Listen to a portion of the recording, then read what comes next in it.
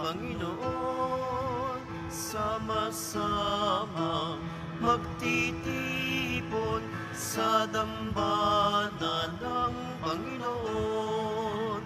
Ay magalak, ay magsaya, ay ng poon, tunay ang ganda sa kanyang harap, kamangha-mangha sa kanyang harap, ay magpunta sama-sama tutunguhin ang tahanan ng Panginoon.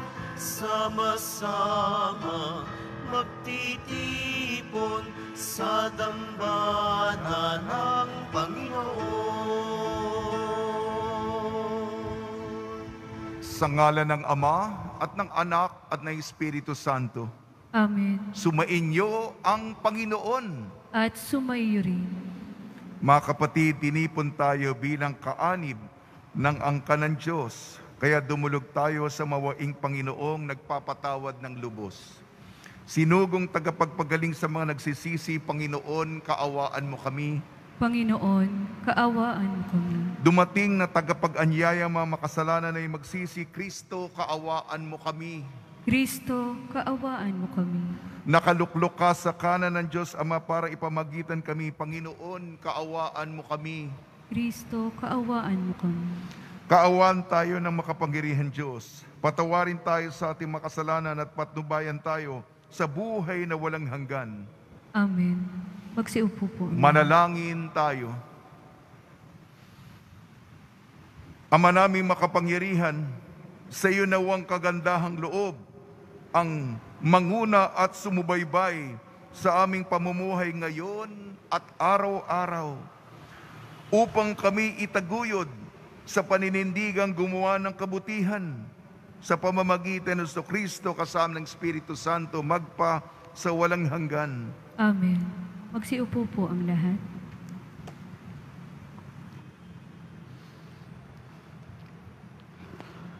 Pagbasa mula sa sulat ni Apostol San Pablo sa mga taga-Galacia. Mga kapatid, pinalaya tayo ni Kristo upang manatiling malaya. Magpakatatag nga kayo at huwag nang paaalipin uli. Akong si Pablo ang nagsasabi sa inyo, kapag napatuli kayo, pinawawalang kabuluhan ninyo si Kristo. Sinasabi ko sa inyo at sa sinumang napatutuli, kailangang sundin niya ang buong kautusan. Ang nagsisikap na maging matuwid sa paningin ng Diyos sa pamamagitan ng pagtupad sa kautusan ay napahiwalay na kay Kristo at wala ng karapatan sa habag ng Diyos. Ngunit umaasa kami na sa pamamagitan ng Espiritu ng Diyos ay aariin kaming matuwid sa pamamagitan ng pananampalataya. Sa mga nakipag-isa kay Kristo Jesus, wala nang halaga ang pagtutuli o di pagtutuli. Ang mahalagay ang pananampalatayang nakikita sa gawang udyok ng pag-ibig. Ang salita ng Diyos. Salamat sa Diyos. Ipahayag mo sa akin ang pag-ibig mong magiliw. Ipahayag mo sa akin ang pag-ibig mong magiliw. Ang dakilang pag-ibig mo sa akin ay ipahayag, at ayon sa pangako mo poon, ako ay iligtas. Ipahayag mo sa akin ang pag-ibig mong magiliw. Tulungan mong ihayag ko yaong tunay na balita. Yamang sa iyong kahatulan, lubos akong may tiwala. Ipahayag mo sa akin ang pag-ibig mong magiliw. Lagi akong tatalima sa bigay mong kautusan. Susundin ko ang utos mo habang ako'y nabubuhay. Ipahayag mo sa akin ang pag-ibig mong magiliw. Ako na may namumuhay ng payapa at malaya. Yamang ako sa utos mo'y sumusunod na mangkusa. Ipahayag mo sa akin ang pag-ibig mong magiliw. Sa pagsunod sa utos mo, nalulugod akong labis. Di masayod ang galak ko, pagkat aking iniibig. Ipahayag mo sa akin ang pag-ibig mong magiliw. Mahal ko ang iyong utos, yaoy aking igagalang. Sa aral mo at tuntunin, ako'y magbubulay-bulay. Ipahayag mo sa akin ang pag-ibig mong magiliw. Magsitayo po ang lahat. Hallelujah, Hallelujah, Hallelujah. Buhay ang salita ng Diyos, ganap nitong natatalos, tanang ating niloloob. Hallelujah, Hallelujah, Hallelujah.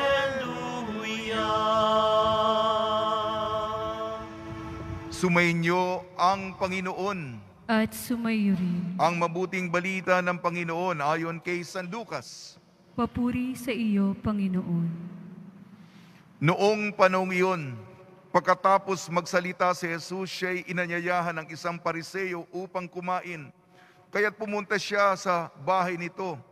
Pagdulog sa hapag, nagtaka ang Pariseo nang makita niyang kumain si Jesus nang hindi muna naghugas ng kamay. Sinabi sa kanya ng Panginoon, "Kayong mga Pariseo, hinuhugasan ninyo ang labas ng tasa at ng pinggan, ngunit ang loob niyo ay punong-puno ng kasakiman at kasamaan. Mga hangal, hindi ba ang may likha ng labas ay siya rin may likha ng loob? Ngunit ipahagi muna ninyo sa mga dukha ang mga laman ng mga sisidlan at magiging malinis ang lahat ng bagay para sa inyo." Ang mabuting balita ng Panginoon. Pinupuri ka namin, Panginoong Hesukristo. Magsiupo po ang lahat. Binabati po namin kayo sa pagpapala, pagbibindisyon, pagbibiyaya, pagkakaloob ng grasya mula sa ating butihing Senyor. Pagnilayan po natin ang salita ng Diyos na magbigay tibay sa ating pananalig.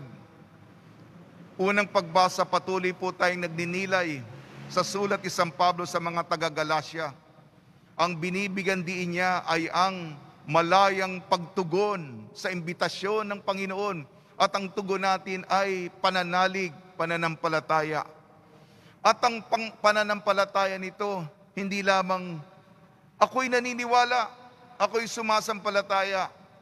Ang udyok ni San Pablo, ipakita, gawing mabunga ang pananampalataya sa pamamagitan ng pag-ibig.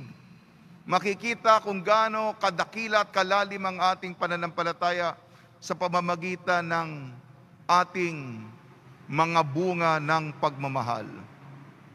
Dumako naman tayo sa Ebanghelyo ni San Lucas. Ito na naman ang ating mga kontrabidang Pariseo. Hindi ka naguhugas ng kamay bago kumain. Binibigyan ng diin ng mga Pariseo mga panlabas, eksterior, ang nakikita ng tao para purihin. Sabi ni Jesus, hindi ba ang gumawa ng labas ay siya rin gumawa ng loob? Kasi yung paghuhugas, kalinisan, di ba? Malinis kaya hinuhugasan. Gumagamit ka ng tubig upang maligo, maghugas, magbanlaw, para malinis, puro. Pero kung ang loob mo, ano sabi dito, kasakiman at kasamaan, panlabas nga, di panlabas lang yun, parang hipokrito ka. Sa labas, mukhang malinis, pero sa loob, kabulukan. Ang sabi, tama, maging malinis tayo sa labas, ngunit malinis din ang ating kalooban. At magsisimula sa pag-aabuloy, pagkakawang gawa, pagbibigay sa mga nangangailangan, pagtulong sa mga dukha. Mga gawain ng katarungan, gawain ng kapayapaan, gawain ng pagkakapwa-tao. Pag-isipan po natin ito. Sa tulong ni Maria, San Jose, mga santong tumutulong tuwing may pandemya, si San Roque, nawa ang buhay natin hindi lamang sa panlabas, kung hindi magkaisa, integral. Kung ano yung nasa labas na nakikita ng tao, yung katalaga, ang kalinisan ng galing sa ating puso. Magsitayo po ang lahat.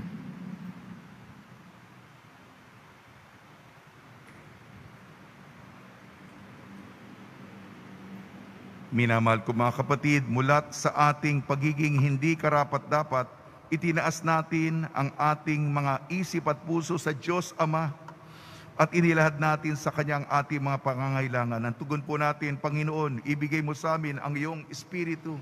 Panginoon, ibigay mo sa amin ang iyong Espiritu. Ang simbahan, lalo na ang kanyang mga pinuno, naway isa puso ang gawain ng pagbabago at pagbabalik loob. Manalangin tayo. Panginoon, ibigay mo sa amin ang iyong Espiritu.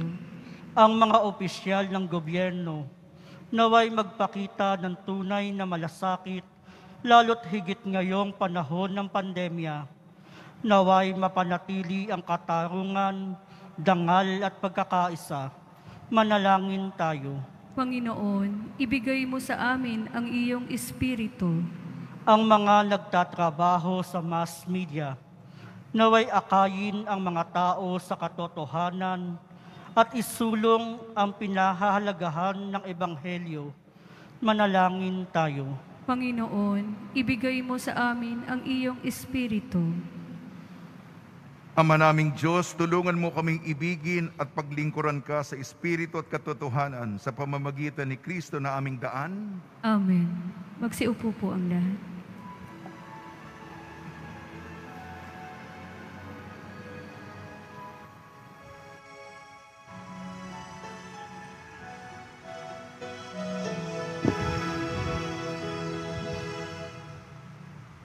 Aming hatid, alay na ito, ang tinapay na nagmula sa pagpapala mo. At tanggapin ang alak na ito, inuming inihain sa'yo.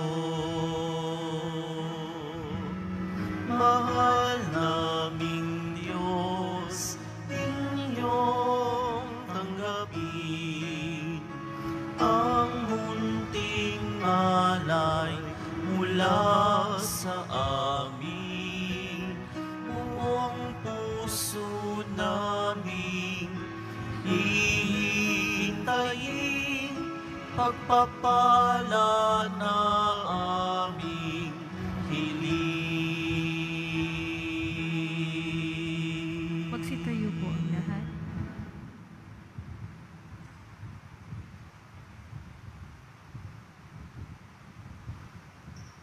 Manalangin kayo mga kapatid upang ang ating paghahain ay kalugdan ng Diyos amang makapangyarihan.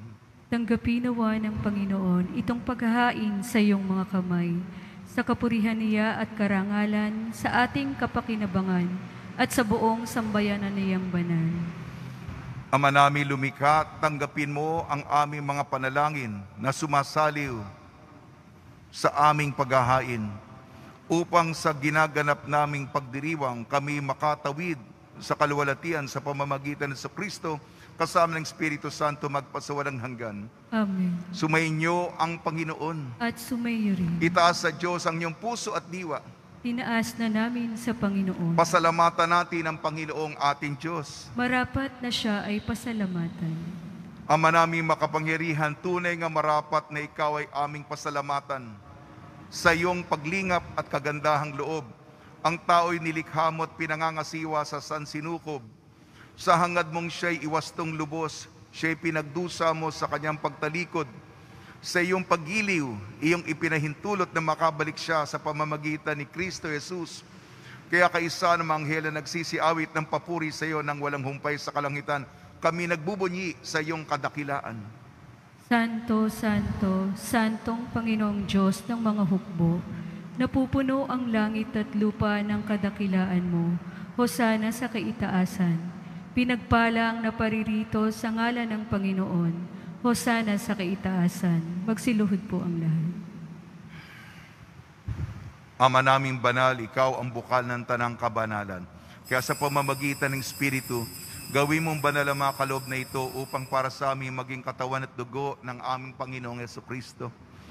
Bago niya pinagtiis ang kusang loob na maging handog, hinawakan niya ang tinapay, pinasalamatan kanya, pinaghati-hati niya yun, iniabot sa kanya malagad at sinabi, tanggapin ninyong lahat ito at kanin, ito ang aking katawan na ihahandog para sa inyo.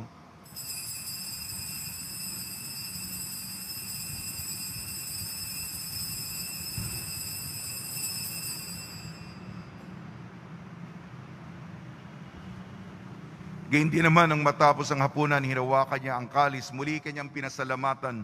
Inibot niyang kalis sa kanyang malagad at sinabi, tanggapin ninyong lahat ito at inumin itong kalis ng aking dugo, ng bago at walang hanggang tipan.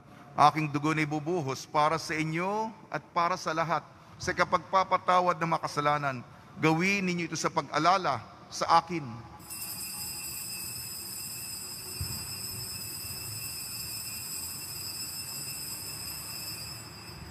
Magsitayo po ang lahat. Ipagbunyi natin ang misteryo ng pananampalataya. Si Kristo ay gunitain, sarili ay inihain, bilang pagkait inumin, pinagsasaluhan natin, hanggang sa siya'y dumating. Ama, ginagawa namin ngayon ang pag-alala sa pagkamatay at muling pagkabuhay ng iyong anak. Kaya tinialay namin sa iyong tinapay na nagbibigay buhay at ang kalis na nagkakaloob ng kaligtasan. Kami nagpapasalamat dahil kami minarapat na tumayo sa harap mo para maglingkod sa iyo. Isinasamo namin kami magsasalo-salo sa katawan at dugo ni Kristo ay mabuklod sa pagkakaisa sa pamamagitan ng Espiritu Santo. Ama, lingapin may simbahang laganap sa buong daigdig. Puspusin mo kami sa pag-ibig kaysa ni Francisco na aming Papa, ni Broderick na aming tagapangasiwa at ng Tanang Kaparian. Alalahanin mo rin ang mga kapatid namin na himlay na may pag-asang sila'y muling mabubuhay. Gayon din ang lahat ng mga pumanaw at pinagdadasal namin ang aming kasama dito sa simbahan na nagtrabaho ng mahabang panahon na si Gloria. Kaawaan mo sila at patuloyin sa iyong kaliwanagan. Kaawaan mo at pagdapating kaming lahat na makasalo sa iyong buhay na walang wakas kaysa ng mahal na Birhing Maria na ina ng Diyos, ang ina ng Santo Rosario, ng kabiyak na puso niyang si San Jose, kaysa ng mga apostol, San Aloysius Gonzaga, San Sebastian, San Lazaro, San Roque, ni San Juan Bautista at ng lahat ng mga banal na namuhay dito sa daigdig ng kalugod-lugod sa iyo. May pagdiwang nawa namin ng pagpupuri sa kararangal mo sa pamamagitan ng anak na aming Panginoong Hesukristo. Sa pamamagitan ni Kristo, kasama niya at sa Kanya, ang lahat ng parangal at papuri ay sa iyo, Diyos amang makapangyarihan, kasama ng Espiritu Santo, magpa sa walang hanggan. Amen. Sa tagubili naman nakakagaling na utos sa turo ni Jesucristo na Panginoon natin na Diyos, ipahayag natin ng lakas loob. Ama namin, sumasalangit ka, sambahin ang ngalan mo, mapasa amin ang kaharian mo, sundin ang loob mo dito sa lupa para nang sa langit. Bigyan mo kami ngayon ng aming kakanin sa araw-araw at patawarin mo kami sa aming mga sala para ng pagpapatawad namin sa nagkakasala sa amin. At huwag mo kaming ipahintulot sa tukso at iadya mo kami sa lahat ng masama. Hinihiling namin kami iadya sa lahat ng masama, pagkalooban ng kapayapaan araw-araw, iligtas sa kasalanan at ilayo sa lahat ng kapahamakan. Samantalang aming pinananabikan ang dakilang araw ng pagpapahayag ng tagapagligtas naming si Jesucristo. Sapagkat iyo ang kaharian at ang kapangyarihan at ang kapurihan magpakailanman. Amen. Panginoong Jesucristo, sinabi mo sa iyong mga apostol, kapayapaan ang iniiwang sa inyong aking kapayapaan ang ibinibigay ko sa inyo. Tungyan mo ng aming pananampalataya at huwag ang aming mga pagkakasala. At pagkalooban mo kami ng kapayapaan at pagkakaisa ayon sa iyong kalooban, kasama ng Espiritu Santo magpasawalang hanggan. Amen. Mga kapatid, mga kaibigan, sumainyo po ang kapayapaan ng ating Panginoon. At sumayo rin. Magbigayan po tayo ng kapayapaan sa isa't isa.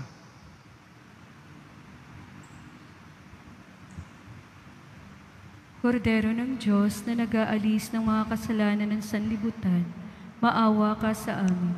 Kordero ng Diyos na nag-aalis ng mga kasalanan ng sanlibutan, maawa ka sa amin.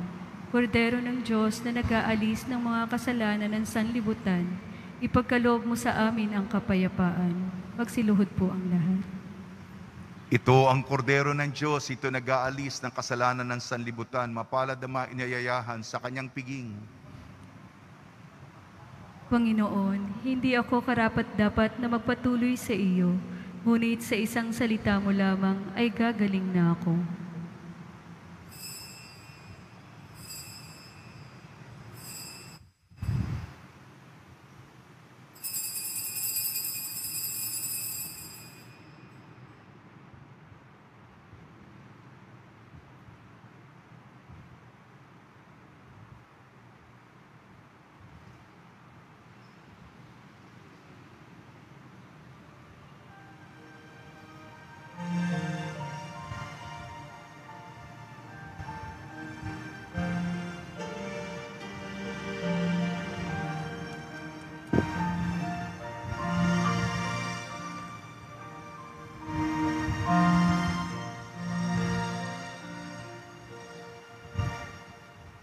O Diyos na aming buhay, maawa po tayo.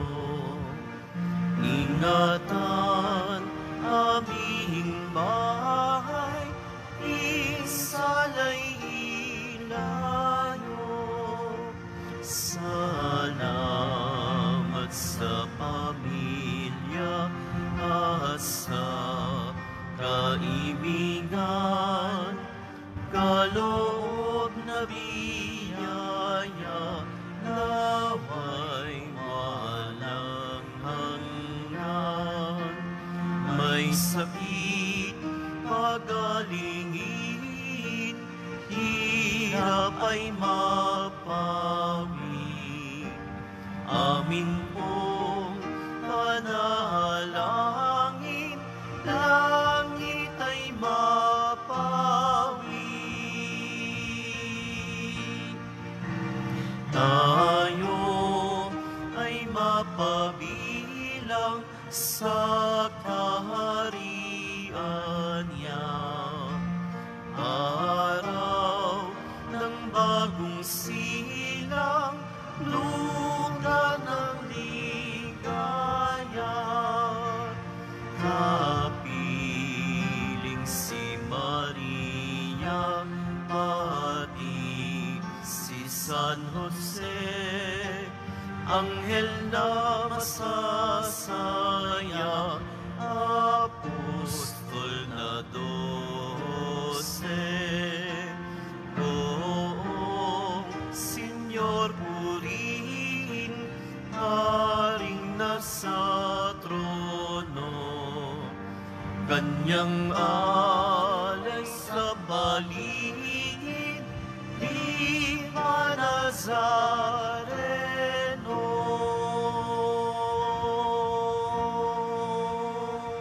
Magsitayo po ang lahat. Manalangin tayo. Ama namin mapagmahal, ngayong kami iyong pinapakinabang sa katawat dugong banal Inililuhog namin sa dakila mong kabutihan sa tanan na kami gawin mong kasalo sa iyong buhay sa pamamagitan sa Kristo kasama ng Espiritu Santo magpasawalang hanggan. Amen. Panalangin kay San Roque. O pinagpalang San Roque, pintakasi ng mga may karamdaman, lingapin mo po ang aming mga kapatid na nasa banig ng karamdaman. Ang iyong pamamagitan ay sadyang makapangyarihan na nung ikay narito pa sa daigdig, marami ay gumaling dahil sa pagkaantanda mo sa kanila ng kamahal-mahalang krus. Ngayong ikay nilalahati na dyan sa langit, nananalig kaming ang iyong pamamagitan ay lubhang magaling. Ialay mo po sa Panginoon Diyos yaring aming mahinaing at sa tulong po ninyo ay makamit ang kagalingan ng aming kaluluwa at katawan. Pakundangan sa mga hirap at sakit ng Panginoon sa Kristo at inyong mga panalangin. Amen. Señor San Roque, panalangin mo po kami upang kami maadya sa salot ng COVID-19 at sa mga karamdaman ng katawan at kaluluwa. Señor San Roque, panalangin mo po kami upang kami maadya sa salot ng COVID-19 at sa mga karamdaman ng katawan at kaluluwa. Señor San Roque, panalangin mo po kami upang kami maadya sa salot ng COVID-19 at sa mga karamdaman ng katawan at kaluluwa. Pagbabasbas sa mga deboto ng kanilang mga kahilingan at dasalan, mahal na Poong Jesus Nazareno, iniyeg mo sa pamamagitan ng krus ang walang maliw na pag-ibig ng Diyos sa sangkatauhan. Pakinggan mo ang kahilingan nyo ang nagsusumamo sa iyo. Makamta nawa nila ang inyong katugunan at tanggapin ang kasagutan na may utang na loob na tinatanaw. Basbasan din po ninyo mga daladala nila mga imahin at dasalan sa pamamagitan ng bendisyon ito naway maalala nila ang mga pangako nila noon sa binyag na ikaw ng iibigin at paglilingkuran bilang Panginoon magpa sa walang hanggan. Amen. Kahapon po may mga nagbigay. Maraming salamat po sa inyong kabutihang loob. Mga itlog, cookies, bread loaf, Highlands corn beef, at crunchy tuna. At yung mga pagkain na ibinibigay nyo, pinapakain natin sa mga nagugutom ngayong pandemya. Sumainyo ang Panginoon. At sumayo rin. At pagpalain kayo ng makapangyarihan Diyos, Ama, Anak at Espiritu Santo. Amen. Taglayin po ninyo sa inyong pag-alis ang kapayapaan ni Jesucristo. Salamat sa Diyos.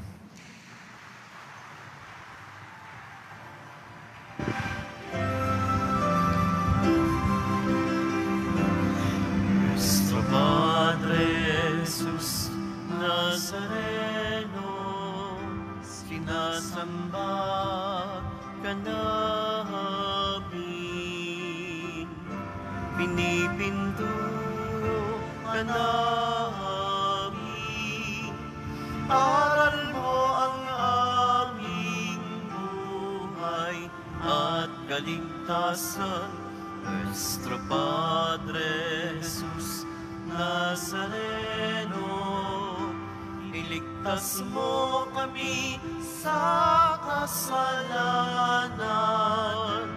Ang krus mong kinamatayan ay sagisag ng aming kaligtasan. Nuestro Padre Jesus Nazareno, inarangal ka namin. Nuestro Padre Jesus Nazareno, niluluwalhati ka namin. Nuestro Padre Jesus Nazareno, inarangal ka namin.